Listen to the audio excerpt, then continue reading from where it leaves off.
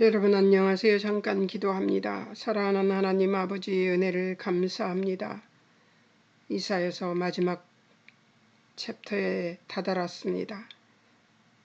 우리의 눈을 열고 우리의 귀를 열어 우리의 마음을 열어 하나님의 말씀을 보게 하시니 감사합니다. 마지막 장을 아름답게 마무리하고 하나님을 기쁘시고 즐거워하는 사람들로 변화되는 역사 일어나게 도우시고 인도하실 하나님 찬양합니다. 이 시간 예수님 인격적으로 만나주시고 우리로 하나님의 살아계심을 증거하는 사람들로 살게 도우시고 인도하여 주옵소서.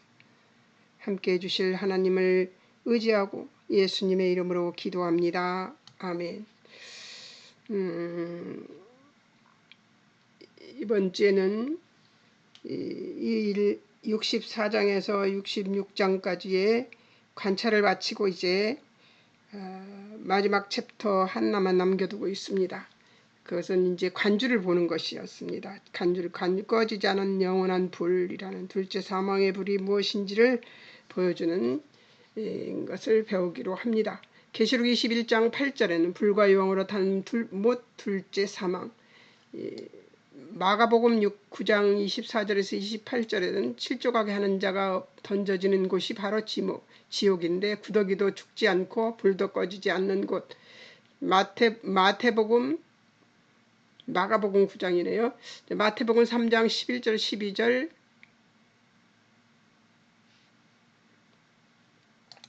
쭉정이 꺼지지 않는 불에 태우실 것이라고 합니다. 그것이 바로 지옥이죠. 마태복음 13장 36절 43절 세상 끝 추수 때 넘어지게 하는 것 불법을 행하는 자들 걷어서 풀무불에 던져 놓을 것이고 울며 이를 갈게 될 것이라고 합니다.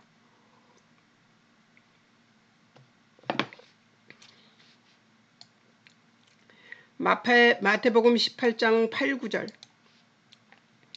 범죄하는 손발 눈 가지고 지옥불에 던져지는 것보다 손발 눈 없이 영생으로 들어가는 것이 낫다고 합니다. 마태복음 25장 31절 46절 예수님 대림 때 이웃 돌보지 않은 저주받은 자들 하나님 나라 마귀와 그 사자들을 위하여 예비된 영원한 불 영벌에 들어갈 것이라고 합니다. 바로 영벌, 불, 이런 것들 심판받는 자들 이런 얘기 많네요. 유다서 7절 소돔 고모라 그 이웃 도시들 음란하며 육체에 따라가다가 영원한 불의 형벌을 받음으로 거울이 될 것이라고 얘기한 말씀이 있죠. 계시록 19장 19절에서 21절 거짓 선지자들 짐승의 표 받고 그 우상에게 경배하던 자들을 미혹하던 자들 산채로 유황불 붙는 못에 던져질 것이라고 합니다. 계시록 20장 11절에서 15절 누구든지 생명책에 기록되지 못한 자는 불못에 던져질 것이라고 합니다. 계시록 21장 8절 불과 유황못에 들어가는 자들 두려워하는 자들 믿지 않는 자들 흉악한 자들 살인한 자들 음행하는 자들 점술가들 우상 숭배자들 거짓말하는 자들이 들어있네요. 이렇게 심판이 있을 것이란 얘기를 합니다. 새하늘과 새 땅이 도래할 것이라고 얘기하는데 심판이 어떤 심판이 있으며 그 심판은 어떤 종류의 심판이고 그것은 어느 곳인가 하는 것을 아마 알게 해 준 것 같아요. 이제 이 화면을 바꿔야 됩니다.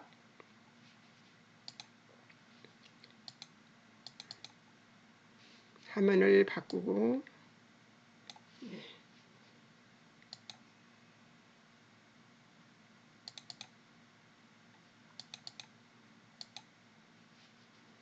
화면을 바뀌었으니까 화면을 바꿔서 보겠습니다.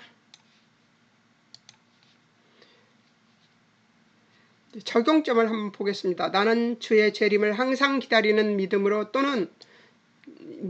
또 준비된 자로 사는가? 제가 뭐라고 했을까요? 아멘 주 예수여 오시옵소서 아멘이라고 적었습니다. 과연 그런가 한번 봅시다. 참 66장을 이사야서 66장 공부하면서 너무 얻은 게 많았고요. 처음에는 이사야는 왜 어떻게 이렇게 광대한 시간을 그 예수님의 초림 이전 그들이 죄 지은 때 그 심판받을 경고를 하고 예수님 초림에서부터 예수님 재림까지 얘기할 수 있었을까? 그리고 영원한 나라 하나님 나라까지 말할 수 있었을까?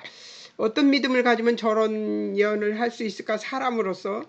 그래서 꽤 존경스럽게 생각하면서 이 공부를 시작했어요. 이사야가 정말 대단한 사람인 것처럼 생각이 들어서 그렇게 시작을 했는데, 처음 공부할 땐 그렇게 해서 와, 이사야 대단한 사람이었구나 하는 생각이 들었고, 하나님도 대단해 보였고, 그런 사람에게 그런 예언을 할 수 있게 만든 하나님이 대단하게 보였고, 거기까지 이제 섭렵을 했어요.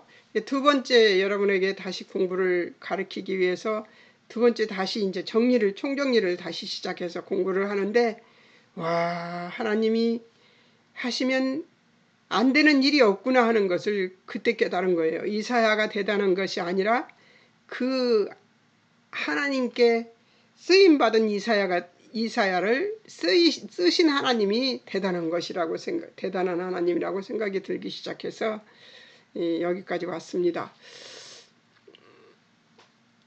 우리 하나님은 믿음의 단계만큼 열어주신다고 했잖아요. 말씀을. 다시 또 봅니다. 기억. 64장은 63장 15절부터 이어진 선지자의 백성을 위한 회개 기도가 나옵니다. 이 간절한 기도는 어찌 보면 약간의 모순처럼 보일 수도 있습니다. 죄 짓고 멸망하고 포로되고 회개하고 회복의 메시지로 다시 회개로 하면 처음으로 간 것 같습니다. 그러나 56장 이후는 은혜가 한 일이 무엇인지 우리에게 제대로 가르쳐 주는 것입니다. 은혜가 임하기 전에 책임은 심판을 초래하는 책임, 자격, 조건에 관한 것들이었습니다. 그런데 은혜가 임하자 그들이 감당하지 못했던 책임과 자격의 실패를 은혜가 어떻게 극복해야 하는지 설명해 줍니다. 물론 은혜가 책임 면제나 무효화시키지 않지만 그 은혜가 다시 책임을 요구한다는 것인데, 그런 은혜가 무슨 소용인가 하는 것입니다. 그러니까 우리는 하나님 앞에 실패를 하지만 실패한 뒤에 은혜가 찾아옵니다. 그리고 그 실패한 것이 실패가 아니고 하나님의 은혜로 다가오는 것이죠. 근데 그 은혜가 무슨 소용인가라는 거예요. 그렇게 은혜를 받았으니까 그렇게 은혜를 받고 나면 그렇게 안 했을 때도 하나님 은혜를 주시지 않는가 이런 생각을 하게 되는데, 그것은 아니죠. 은혜가 만들어내는 책임은 심판을 위한 자격이나 조건과 관계없는 명예를 위한 기회나 자유와 관계가 있습니다. 그러니까 어떤 것이냐면 우리가 스스로 자원해서 하나님 앞에 나아갈 수 있는 힘, 그리고 추진력을 하나님께서 만들어 주시는 것이죠. 이 변화를 알지 못하면 우리는 실망해갖고 널브러져 있고 아무 소용없는 사람처럼, 오늘 아침에 그랬습니다. 제가 어저께 이제 밤을 사러 갔어요. 근데 밤을 담았어요. 봉다리를 하나 뜯어서 그걸 담아가지고 가지고 다니다가 밤이 너무 마음에 안 들었어요. 너무 조금 있는데 이제 찌끄러기만 남은 데에서 골랐는데 마음에 안 들었어. 그래서 도로 넣었어요. 도로 쏟았어요. 도로 쏟고 그 비닐을 왜 그랬을까요? 제가 제 시장 바구니에 넣었습니다. 그리고 또 이제 그 사과를 또 사서 살려고 담았다가 너무 사과가 하얘요. 뻘겋지가 않고. 그래서 햇빛을 덜 본 것 같다 싶은데 먹고 싶은 생각이 안 들어서 다시 그 봉투를 또 시장 바구니에 넣었어요. 그리고 파프리카 2개 들어있는 것만 사가지고 이제 오다가 그 비닐봉다리를 어떻게 할 수가 없어서 집어가지고 제 호주머니에다 넣었습니다. 그렇게 하고 이제 집으로 왔어요. 오늘 그 성찬 예식을 드리려고 했었어요. 근데 못 드렸습니다.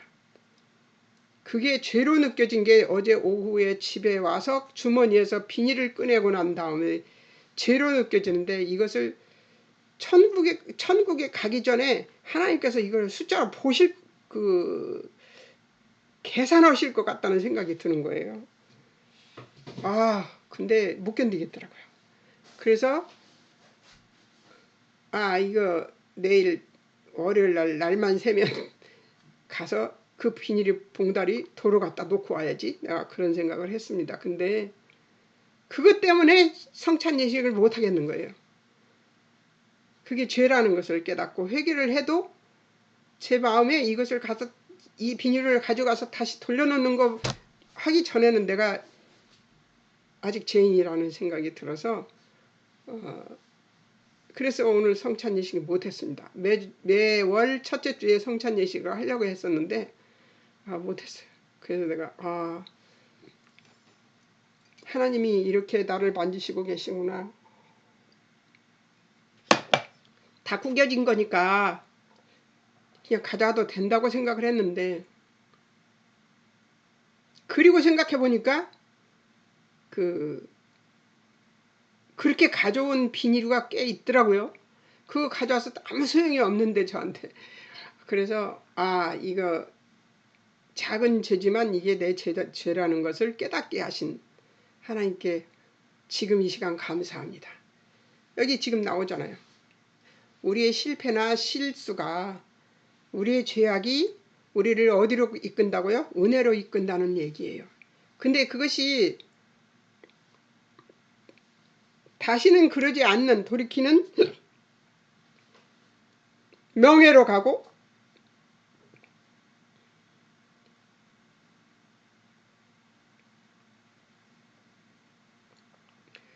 그리고 우리의 권위로 간다는 얘기죠.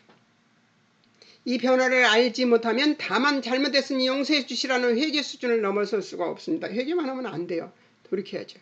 은혜가 만든 자유를 무엇인지 모른다는 것입니다. 은혜가 만든 자유는 뭐예요? 비닐봉지 도로 갖다 놓고 자유스럽게 이 죄의 죄책감에 시달리는 자가 되지 않는 것이죠. 하나님, 제가 하나님의 구원의 실체가 되게 해주시라고 하지 않게 된다는 것이죠. 그럴 필요가 없죠. 난 구원받은 백성으로 떳떳하니까요. 죄를 지었어도 죄를 진 것으로 죽지 않는 것이 예수 믿는 사람들입니다.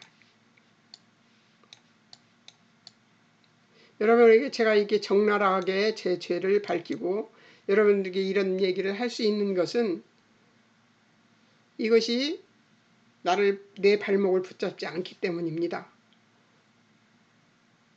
이것은 죄가 주는 죄책감보다 내가 구원이 주는 하나님의 은혜가 훨씬 더 큰 것이기 때문입니다. 그리고 그것이 우리를 덮어버릴 수 있습니다. 그런데 죄를 짓고 회개하고 돌이키지 않으면, 회개하는 것만으로는 안 됩니다. 회개하고 돌이키는 것, 그것이 중요합니다. 그래서 제가 오늘 성찬식을 못한 겁니다. 돌이켰으면 갖다 놔야 되죠. 근데 갖다 놓을 수가 없잖아요. 오늘 제가 아침부터 출타할 수가 없으니까. 예배 드려야 되니까. 그리고 예배 드리면서 내내 하나님께 회개하고 돌이켜서 내일 돌이키는 것을 실질적으로 하게 하는 자가 되기로 작정한 거죠. 출애굽기 3장 7절에서 15절의 모세의 경우, 하나님과 모세가 나눈 대화는 64장에서 만난 질문과 그 답이 여기에 있습니다. 하나님께서 모세를 불러 출애굽을 명하실 때 모세는 수긍하지 않았습니다. 그 이유는 그가 하나님께 가졌던 기대가 달랐기 때문이죠. 그가 도우려던 일이 살인이 되었을 때 하나님이 그의 편을 들어주지 않으셔서 도망친 미디안 광야 40년은 거의 절망적인 상태였습니다. 그런 그가 80세의 부름을 받습니다. 40년이나 그 죄책감에 사로잡혀서 살았던 것은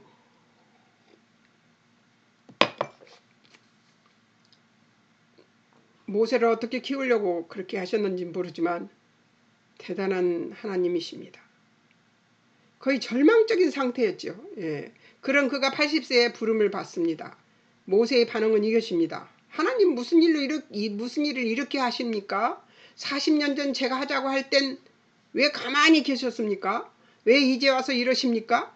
당신은 누구십니까? 라는 그 질문입니다. 속마음은 이렇다는 거죠. 예.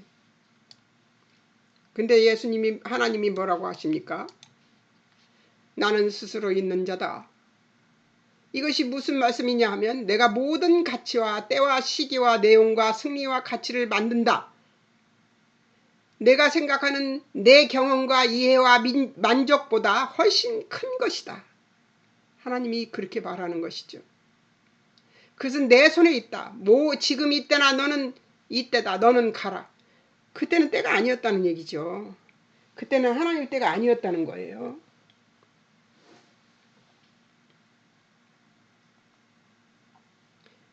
못 믿겠어요. 딱 그래요. 모세가. 못 믿겠어요. 예. 나는 내 조상은 하나님이다. 아브라함과 이삭과 야고보 하나님이다. 그러면 저에게 왜 그러셨습니까? 모세가 또다시 질문을 다시 합니다. 그가 죽어도 가지 않겠다는 것입니다. 그래서 마지막에 하나님이 어떻게 하셨냐면 내가 가지 않으면 너를 죽이겠다고 말씀하시는 것이죠. 그래서 그가 가지만 바로 말을 듣지 않아 10가지 재앙을 내리셔야 했습니다. 그러니까 네가 가지 않으면 너를 죽이겠다 이런 말보다 거기다가 하나님이 정말 많이 보태서 도와줍니다. 아론을 보내줄 거야. 말 못합니다. 그러니까 아론을 아론을 보내서 도와줄 거야. 미리암도 줍니다. 그래서 도와주게 만듭니다. 그리고 하나님이 끝까지 모세의 말을 들어줍니다. 계속.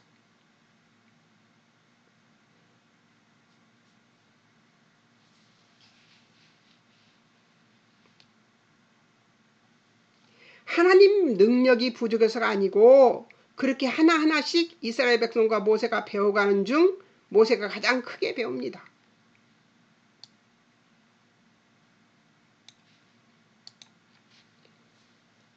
어렵게 출애굽해 홍해 앞에서 모세가 놀라운 발언을 하죠. 너희는 두려워 말고 가만히 서서 여호와의 구원을 보라. 십계명이 딱 일어나고 이스라엘 백성들을 데리고 출애굽을 시작하면서 모세는 확신을 가졌던 거죠. 우리가 아는 모세가 탄생한 것입니다. 80년의 세월과 그 재앙들은 바로를 잡기 위한 것이 아니라 모세의 믿음을 키우기 위한 시간이었음을 하나님의 뜻을 자꾸 기도하는 우리는 알아야 한다는 것이죠. 긴 세월 저를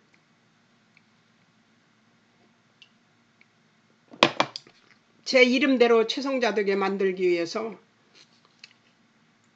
긴 세월 저를 가르치고 또 가르치고 또 가르치고 계십니다. 그리고 지금도 가르치고 계십니다. 저는 기다리는 것을 못합니다. 참을성이 없어요. 그래서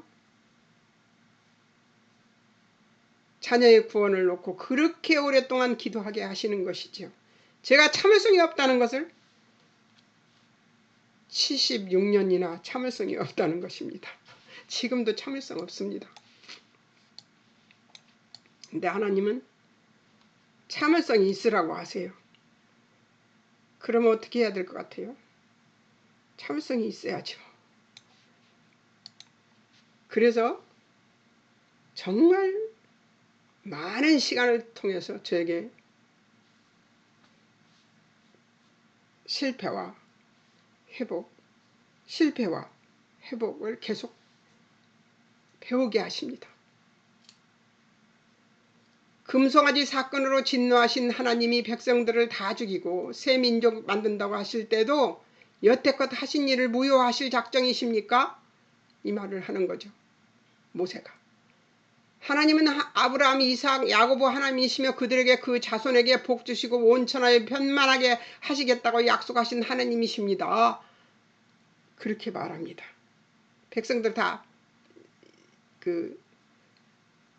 죄를 짓고 금송아지 만들어갖고 죄를 짓고 저기 하니까 백성들을 다 죽이고 너로 새 나라를 만들겠다고 얘기하니까 모세가 그렇게 말합니다.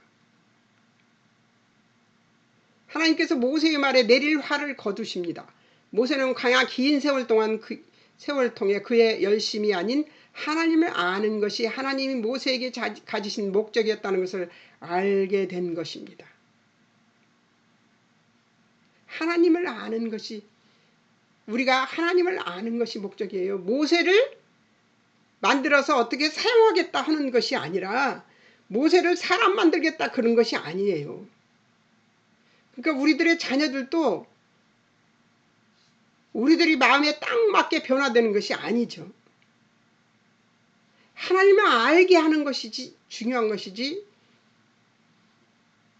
우리들의 마음에 맞게 그들이 변화되는 것은 아닙니다. 그걸 기대하지는 않습니다. 이제부터. 네. 여러분, 우리가 자녀들 데리고는 정말 착각을 많이 합니다. 이렇게 변해서 이렇게 살았으면 좋겠다. 정말 바라는 것이 있지요. 네, 기대가 있어요. 사람들에게 말할 때 내 아들 놓고 내 딸 놓고 이렇게 자랑할 수 있는 그런 것들이 있지요. 근데 그것을 하려고 그들을 연단시키는 게 아니에요. 하나님을 알라는 거죠. 하나님을 알게 만들고 싶은 거예요. 그래서 하나님이 목적하시는 것이 무엇인가? 우리의 영혼이 제일 처음 인간을 만들었을 때의 목적대로 회복시키는, 그것을 기대하고 계시는 것인데 아무도 그것을 못 따라갑니다. 모세는 광야 긴 세월 동안 그의 열심이 아닌 하나님을 아는 것이 하나님이 모세에게 가지신 목적이었다는 것을 알게 된 것입니다. 하나님 없는 백성이 답을 못 찾을 때 하나님께서 백성을 인도하시며 당신의 능력을 동원하십니다. 왜냐하면 이스라엘 백성은 그만큼 가치가 있어서라는 거죠. 하나님은 우리를 어떻게 사랑하신다고 제가 말씀드렸어요. 나를 사랑하셔서 어쩔 줄 몰라 하시는 것처럼 사랑하시는 거예요. 그렇게 그 할머니들은 알겠지만, 아직 할머니가 안 된 사람은 모르겠지만 할머니가 된 사람들은 알아요. 손주들이 얼마나 이쁜지 말로는 할 수가 없습니다. 근데 자식도 그렇게 이쁩니다. 근데 그 자식들도 생각해 보세요. 자식들이 뭐 이렇게 바라는데 그대로 해주고 싶은 마음이 얼마나 많아요. 그런 것처럼 우리를 사랑하시는 하나님이신데 참으시는 거예요. 인내하시는 거예요. 하나님도 인내하시는 거예요. 우리를 기다리면서. 하나님 없는 백성이 답을 못 찾을 때 하나님께서 백성을 인도하시며 당신의 능력을 동원하십니다. 왜냐하면 이스라엘 백성이 그만큼 가치가 있어서입니다. 40년간 한 일은 하나님 배신뿐입니다. 하나님이 가지신 가치는 당신이 창조한 이스라엘 백성을 향한 하나님 사랑을 기쁘신 뜻입니다. 이 은혜는 예수 그리스도에게서 고스란히 완성됩니다. 요한복음 17장 1절에서 3절에 보면 영생은 하나님과 예수 그리스도를 아는 것이라고 합니다.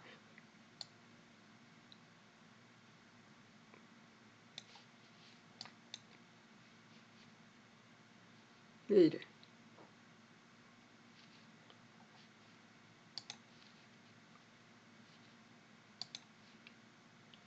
거룩하시고 은혜로우시고 자비로우시고 복되신 하나님이 우리를 기쁨의 대상으로 사랑의 대상으로 삼고 피조물이라 갖는 한계에도 우리에게 요구하신 영광을 예수님으로 구체화시켜버립니다. 3절 뒤에 본문은 예수님께서 아버지의 영광을 드러내시는데 자녀를 찾아오셔서 은혜를 베푸시고 포기가 없는 지극한 사랑과 능력으로 찾아오시는 아버지를 드러내십니다. 그것을 드러내신 예수님의 자리는 하나님이 그의 영광과 열심을 동원해서 만드신 지위요 존재인 것입니다. 요한복음 14장 12절에서 14절에는 이 영광의 지위는 심판을 전제로 한 책임과 조건의 공포를 벗고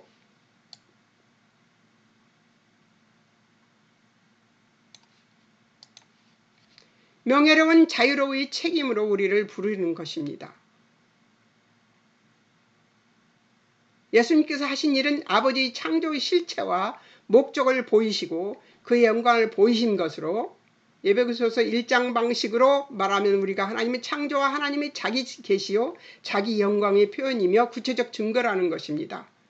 이게 무슨 말이냐면 우리에게 하나님이 우리를 하나님의 영광과 찬송이 되게 하실 그 구체적인 실현이 바로 예수님이 오신 일이라 그 말입니다. 그것은 당신의 형상으로 창조된 존재라서 그렇습니다. 그 인간의 모습을 하나님이 완성하신다는 것이죠.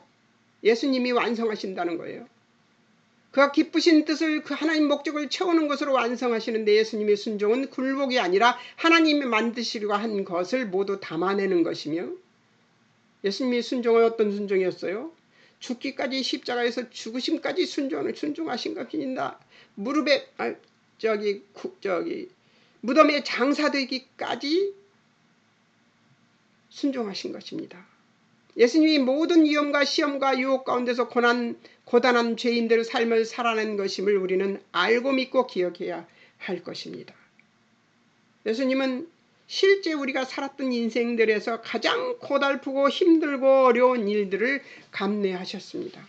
우리는 사망을 정말 두려워하고 무서워하잖아요. 근데 침뱉음을 당하고 뺨을 맞고 가시면류관을 씌워도 아무 소리도 안 하시고 피를 흘리시면서도 아무 소리 안 하셨습니다. 엄한 소리를 하고 억울한 말을 하고 하나님이 아들이거든 거기서 내려와 봐라.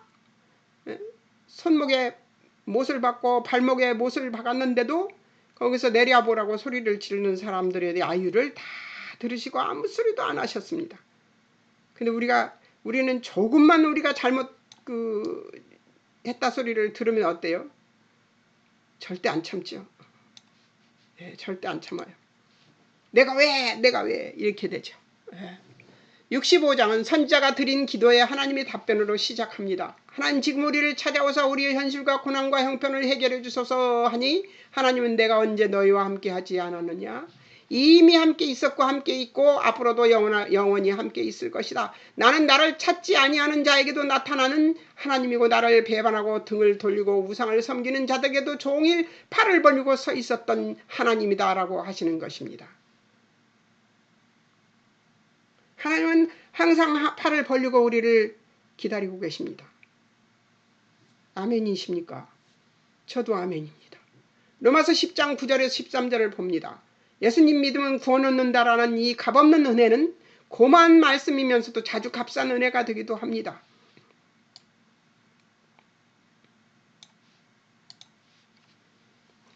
신앙생활하는 현장에서는 맥을 쓰지 못하는 말씀일지도 모릅니다. 왜냐하면 그것으로 끝이니까요. 네.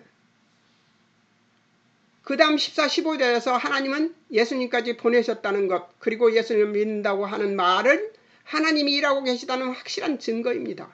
예수님 우리 위에 오셔서 우리 위에 죽으시고 우리를 죄와 사망에서 구원하셨습니다. 하나님은 이 일을 하고 계시는데 우리는 어떤 기도를 하고 있는 것인가?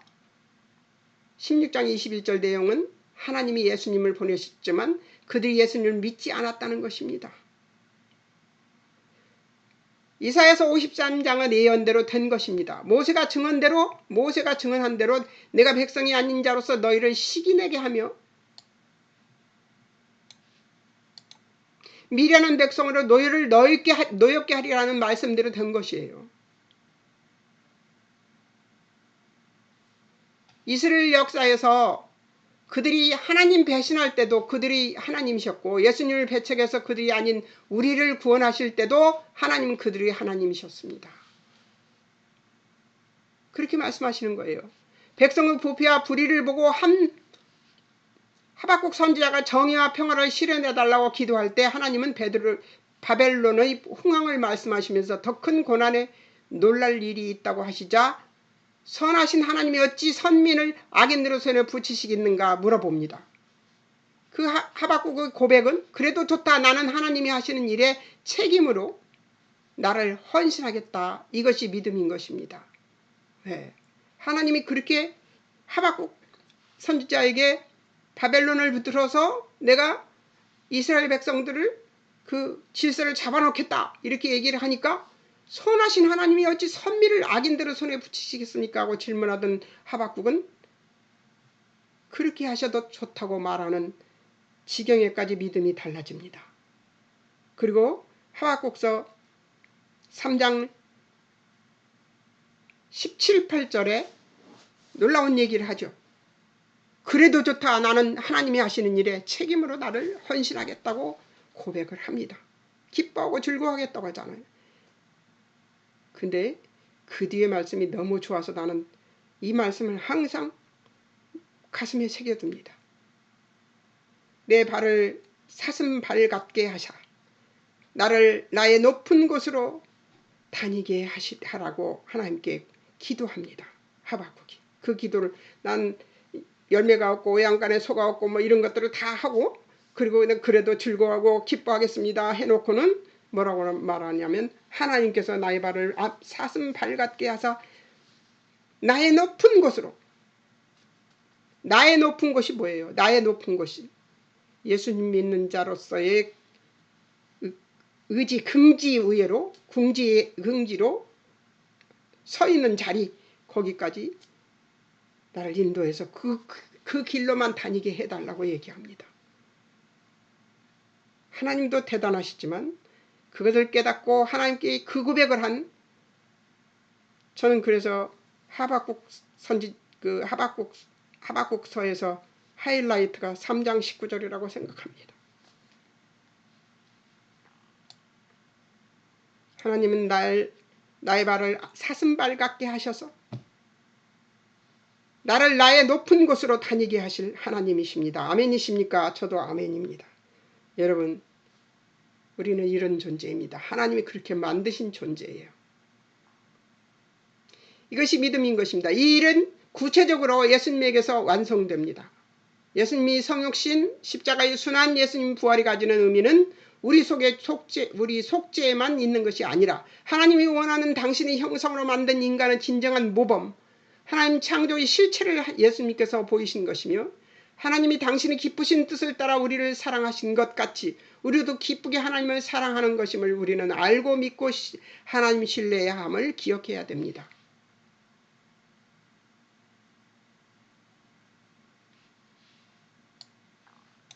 예수님은 하나님의 뜻대로 하시는데 어떻게 하셨냐? 자원해서 하셨습니다. 우리 또한 하나님의 뜻대로 자원해서 행동해야 합니다. 자, 56장부터 마지막 챕터입니다. 이사야서 마지막 기억할 부분이에요. 56장부터 66장에 이르기까지 은혜가 모든 책임, 심판을 극복할 방법으로 주어지지만 그 상태에서 다시 심판이 구원과 함께 시퍼런 칼날을 휘두르는 것을 보게 됩니다. 드는 생각은 심판인가 구원인가 하는 생각이 듭니다. 하나님의 구원은 그들에게 경고하시는 심판과 어떻게 조화될 수 있을까? 궁금하다. 하나님의 자녀들이 영광의 자유는 책임이 전제되어야 할 조건입니다. 그러나 책임은 우리가 하나님의 자녀로 부름받았기 때문에 더 이상 자격의 기준이 아니라 하나님이 요구하시는 책임은 명예와 영광의 기회가 된다는 것이죠.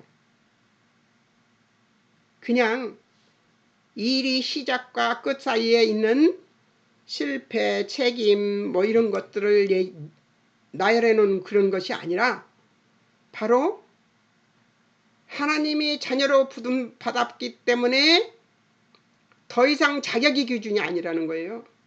자녀인 자격 기준이 아니라 하나님이 요구하시는 책임은 명예와 영광의 기회가 된다는 것이죠. 명예롭고 영광되게 되는 기회가 된다는 것이 바로 하나님의 부르심입니다. 우리는 매일 부름을 받습니다.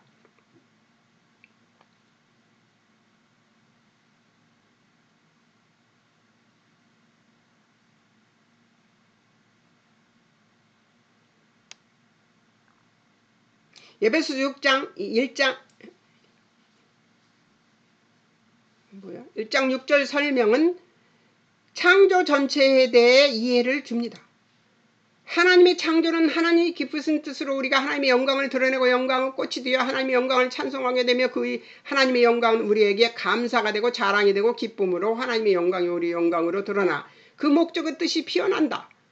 하나님의 창조는 하나님의 사랑을 입은 자녀들의 지위와 내용과 실력에서 그 아름다움이 충만하게 피어나도록 겨냥되었다는 것인데 이 모든 목적과 뜻이 예수 그리스도로만 완성된다고 하십니다.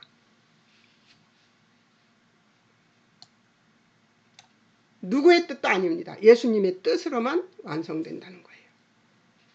그러니까 우리의 생각이나 우리의 뜻이 접목되어서 하나님의 영광이 드러나는 것이 아니죠.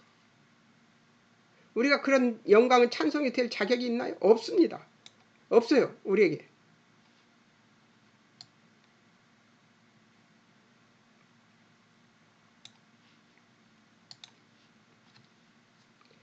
하나님의 영광의 찬송이 되는 것은 하나님의 지혜와 능력으로 되는 것인데 예수 안에서 역사 안에서 우리의 실존 속에서 이루어집니다. 이것이 하나님이 우리 창조하신 우리를 향하신 꿈입니다. 우리의 삶 속에서 하나님께서 당신의 영광을 보기를 원하시는데요. 이 선지서 전체가 하나님의 꿈을 말하고 있다는 것이며 예수님 이후 신약에서는 이것을 예수 안에서 이루어질 하나님의 꿈이요 비전임이 더 명료하게 나타나고 있는 것입니다.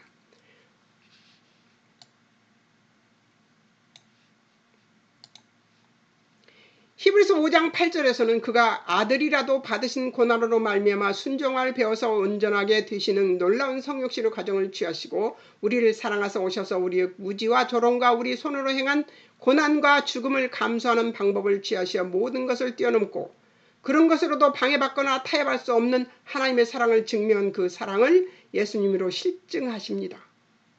예수님이 누구신지 우리가 누군지 모르는 세상 우리를 거스르는 조건 속에서 책임져야 할 사랑의 자리로 오라고 부르시는 것이 이사야서가 요구하는 책임입니다.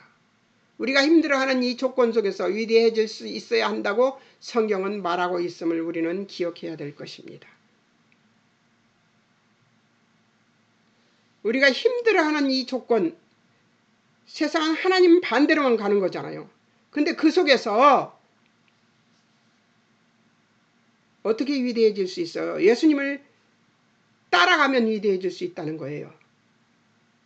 그렇게 위대해질 수 있어야 한다고 성경은 말하고 있습니다. 우리는 그런 것들을 하기 위해서 태어난 자들입니다.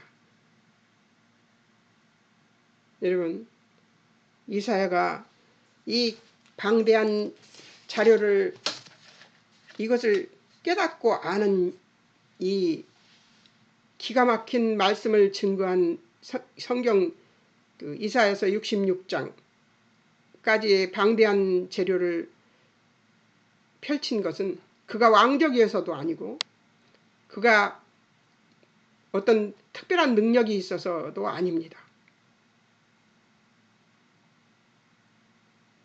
그가 반드시 깨달아야 되는 것이 있어서 하나님께서 그것을 목적으로 그를 부르셨고 그리고 그것을 하나하나 깨닫게 하시면서 그의 삶을 주관하고 이것을 기록할 수 있도록 만들어 놓으신 것입니다.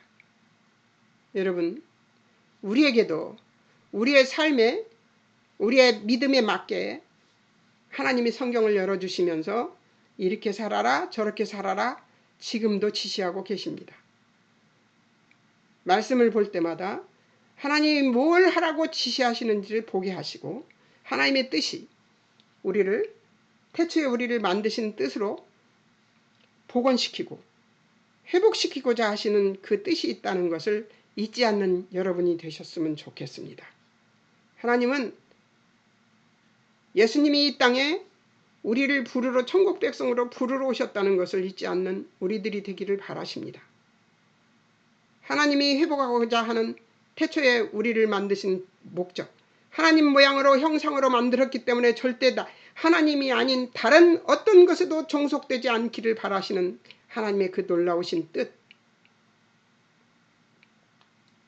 너는 나의 자녀요 내 백성이다 하는 그 하나님의 종속된 존재라는 사실을 잊지 않는 우리들이 되어서 하나님의 영광을 하나님을 찬송하는 하나님의 영광이 되고 하나님을 찬송하는 자들이 되는 우리들이 되었으면 좋겠습니다.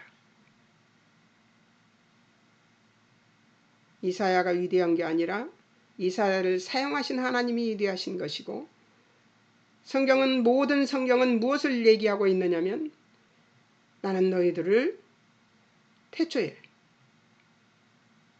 너희들을 창조한 내 형상으로 창조한 그 형상으로 다시 되돌려놓기를 원한다. 그러니 나를 따라오너라. 그리고 누구를 보내냐? 예수 그리스도를 보내시고 예수 그리스도를 예수 그리스도가 그 최초의 모습 형상 그대로 살아내신 33년을 살아내신 그 모습 그대로 우리들을 따라오라고 하십니다. 불가능한 것 같지만 가능하기 때문에 하라고 하신 거 아니겠어요? 해봅시다. 그리고 열심히 따라가 먼저 갈지 나중 갈지 모르는 우리들 천국에서 만나기를 고대합니다. 아멘입니다. 여러분 아멘이십니까? 잠깐 기도하겠습니다. 사랑하는 하나님 아버지 은혜를 감사합니다. 이사야서 66권을 공부하면서 더더욱 선명해지는 우리가 하나님의 영광을 찬송이 되는 자들이 되어야 된다는 사실을 확인합니다.